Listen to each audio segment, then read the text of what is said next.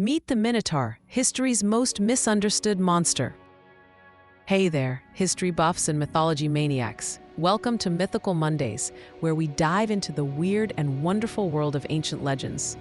Today, we're tackling the OG hybrid creature that puts all modern monster mashups to shame, the Minotaur. Half human, half bull, and fully having a bad day for the past 3,000 years. But before we judge this bovine behemoth, let's ask, was the Minotaur really the villain of this story? Or just history's most epic case of bad PR?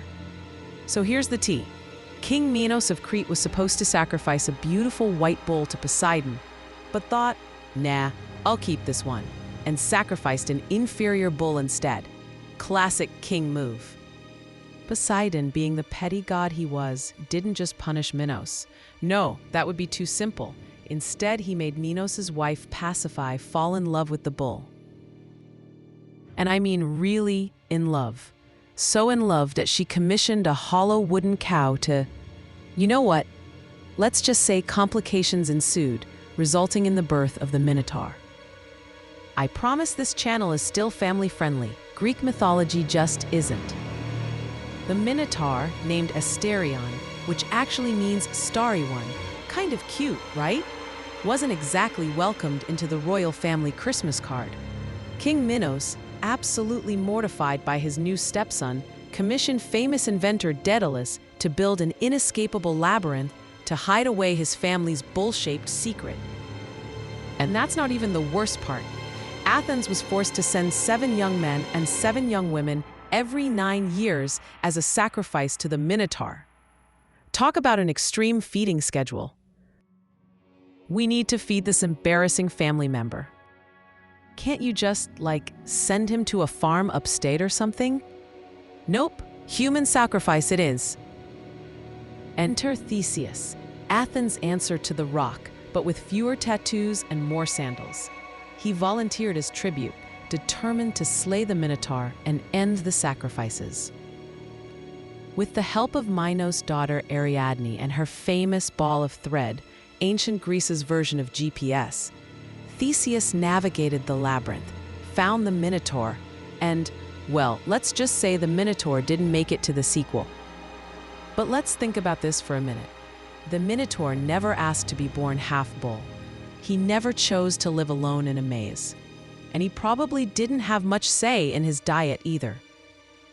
This creature was basically imprisoned from birth for the crime of existing differently.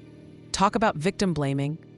In today's world, the Minotaur might have been a body-positive influencer with a hit podcast called Bullish on Life. Some historians think the Minotaur myth might represent the ancient Minoan civilization of Crete, which practiced bull leaping as a ritual. Others suggest it symbolizes the power of Crete's navy, which devoured Athenian ships. Either way, it shows how ancient cultures used monsters to explain real-world phenomena or political relationships. The Minotaur has stomped his hooves all over modern pop culture.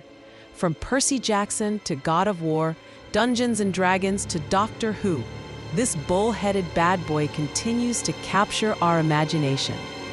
So next time you hear about the Minotaur, remember, he wasn't just some mindless monster.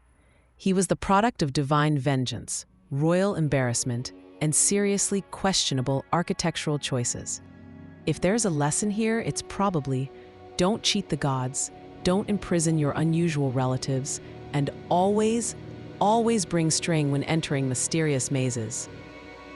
That's all for today's Mythical Monday. If you enjoyed this video, go ahead and hit that subscribe button.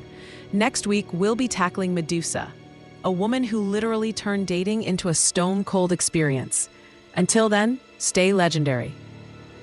And remember, no Minotaurs were harmed in the making of this video.